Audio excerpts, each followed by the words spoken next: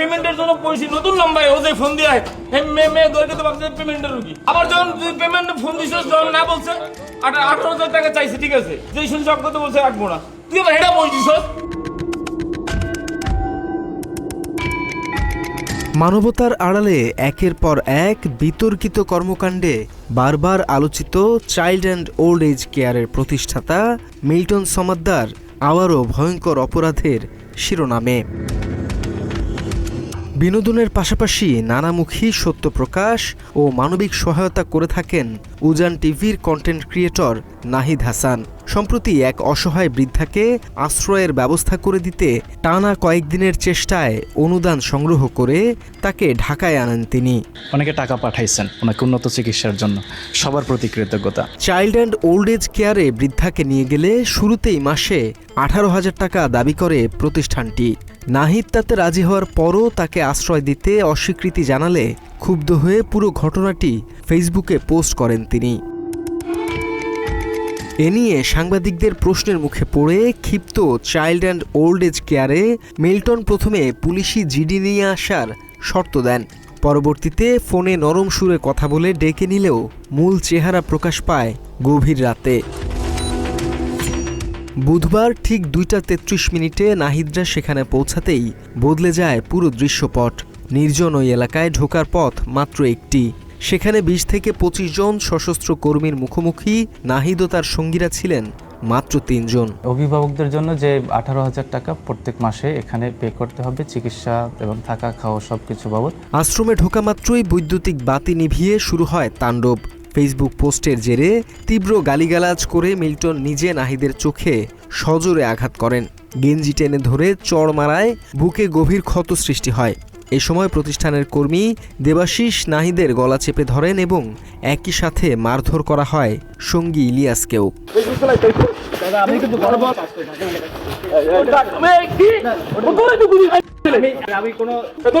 কাজ করতে 14 বছর ধরে কাজ করতেছি, পয়সা দিছে মিলের সময় রাখতেন তুমি মিলের সময় কথা কইছো তোরা মানবিক কাজ করা শুরু করছো। নির্মম নির্যাতনের পর প্রাণনাশের ভয় দেখিয়ে জোরপূর্বক আদায় করা হয় অপপ্রচারের ভিডিও স্বীকারোক্তি, যা পরবর্তীতে নিজেদের পেজে প্রচার করা হতে পারে বলে তীব্র আশঙ্কায় রয়েছেন ভুক্তভোগীরা। তবে আগে থেকেই বিপদের আঁচ পেয়ে সতর্ক থাকা নাহিদ লাইভ লোকেশন শেয়ার এবং মোবাইলে অডিও রেকর্ড চালু রেখেছিলেন। সেখান থেকে কোনো মতে জীবন বাঁচিয়ে বের হয়ে রাতেই ঢাকা মেডিকেল কলেজ হাসপাতালে চোখের পরীক্ষা ও বুকের এক্সরে করান তিনি। উপকারের এমন হিংস্র প্রতিদান পেলেও চরম আক্ষেপের বিষয় যে বৃদ্ধাকে বাঁচানোর আকুতি ছিল তিনি এখনও রয়ে গেছেন ওই আতঙ্কের আশ্রয়েই। মারধরের এই ঘটনায় বুধবার বিকালেই সংবাদ সম্মেলন ডেকে তীব্র ক্ষোভ প্রকাশ করে আইনি পদক্ষেপের ঘোষণা দেন নাহিদ। সর্বপ্রথম মিল্টন সমাধান আমার এই চোখ বরাবর একটা ঘুষি মারে। ঢাকা মেলে সাংবাদিক শোনার সাথে সাথে সাংবাদিক নিয়ে গালাগালি করে ওনাকে মারধর শুরু করছে। এখন আমরা ওখানে মাত্র 3 জন আর ওনারা ছিল অন্তত 25 জন। কোনো উপায় না পেয়ে শুধু চুপ করে রয়েছে এবং ওনারা আমাদেরকে মেরেছে, আমরা মার খেয়েছি। এর আগেও মিল্টনের বিরুদ্ধে ব্লেড দিয়ে কেটে কিডনি ও অঙ্গ প্রত্যঙ্গ বিক্রি, 900 লাশের মধ্যে 835টির দাফনের হিসাব না থাকা, সাভার ও বরিশালে জমি চার্জ দখল, জাল ডেথ সার্টিফিকেট তৈরি, এমনকি জন্মদাতা বাবা মাকে পেটানোর মতো রোমহর্ষক অভিযোগ ওঠে। 2024 সালের 15 জুলাই মানব পাচার মামলায় তিনি জামিনে মুক্ত হন। পুরো বিষয়ের সত্যতা জানতে বাংলাদেশের অনুসন্ধানী team child and old age কেয়ারের সেই পুরনো মিরপুরের ঠিকানায় যান। প্রথমে গিয়ে দেখা যায় সেখানে তাদের কোনো কার্যক্রম নেই। স্থানীয়রা জানান 24-এর 5ই আগস্টের সরকার পরিবর্তনের পটভূমিতে তড়িঘড়ি করে অফিসটি সরিয়ে ফেলা হয়। শোরুম ছিল কিন্তু এরপরে 5 আগস্টের পরে ওনারা যাওয়ার পরে ভাড়া দিতে বাড়িয়ালায় আমরা ভাড়াতে আয়া উঠছি। মিরপুরে তাদের না পাওয়া গেলেও খোঁজ মেলে প্রতিষ্ঠানটির এক সাবেক কেয়ারটেকারের। তিনি তুলে ধরেন একের পর এক ভয়াবহ তথ্য। জানান শুরুর দিকে বাসা ভাড়া দিতে হিমশিম খাওয়া সেই মিল্টন রাতারাতি বলে যান কোটি কোটি টাকার মালিক। ভাড়া নিয়ে অনেক ঝামেলা হয়েছে, অনেক তখন আমি ভাড়া উঠাইতাম কিন্তু বেতন করতাম ভাড়া এই মাসে। এরপর থেকেই বেপরোয়া হয়ে ওঠেন তিনি। কেউ প্রতিবাদ করলেই চলতো অমানসিক মারধর। সাধারণ জীবনযাপন করা মিল্টন আশ্রমে চিকিৎসকের উপস্থিতি ছাড়াই নিজ হাতে রোগীদের কাটাছেঁড়া করতেন। সেই সাথে আশ্রমের অনেকেরই অঙ্গ প্রত্যঙ্গ বিক্রি করতেন বলে জানায়। জেল না খাটছিল, তাদের কাছে তো এই ঝামেলায় ওই যে কিডনি বেশি কিডনি এই জন্যই তো পুলিশে ওই কিডনি বেচার জন্য পুলিশে ধরছিল। মাত্র 30% টাকায় জমির মালিক হয়ে নতুন বাংলাদেশের গড়ে তোলার স্বপ্ন দেখা বাংলা বসতি। স্থানীয় অনেকেই অভিযোগের সুরে বলেন, খ্রিস্টান ধর্মাবলম্বী মিল্টন মুসলমানদের দুঃখ কষ্ট কখনোই হৃদয় দিয়ে অনুধাবন করেনি। মিল্টনে খ্রিস্টান হিন্দু একই কথা না? খ্রিস্টান হিন্দু কি এক না? এক না। খ্রিস্টান হইলে গির্জা আর ও হইলে ভগবান। তাহলে ও কি খ্রিস্টান আছে না হিন্দু আছে? ও খ্রিস্টান।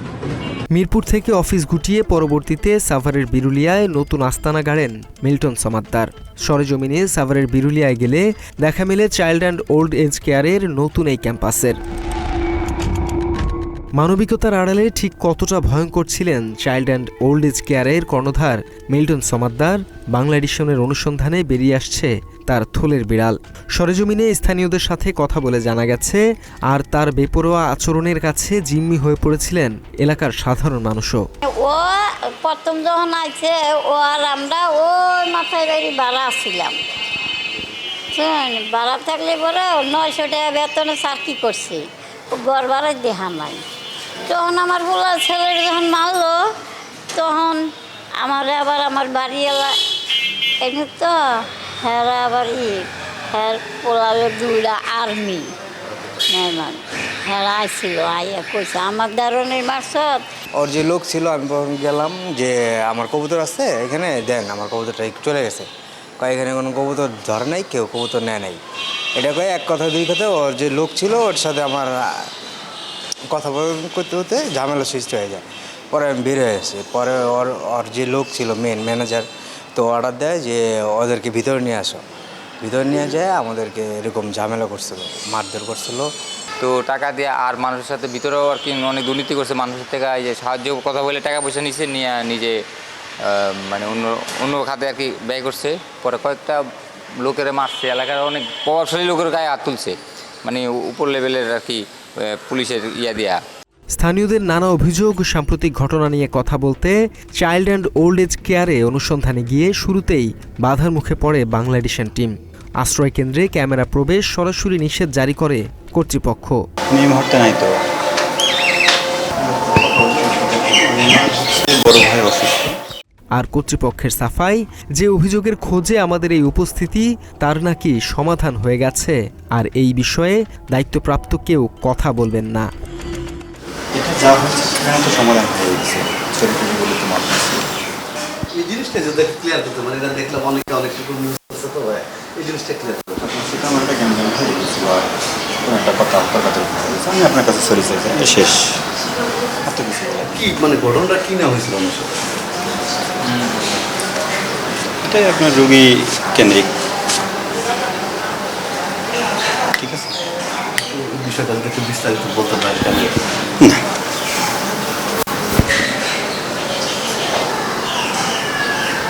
আচ্ছা, ভাইয়ের নাম্বারটা কি দেওয়া যাবে? তবে হাল ছাড়তে নারাজ টিম বাংলা এডিশন। পেশাদারি কৌশল আর দীর্ঘ আলাপের পর তাদের সাথে সখ্যতা গড়ে তুলে ভেতরে প্রবেশের সুযোগ পায় বাংলা এডিশন। আর সেই সুযোগেই ক্যামেরায় বন্দী হয় আশ্রয়কেন্দ্রের ভেতরের দৃশ্য।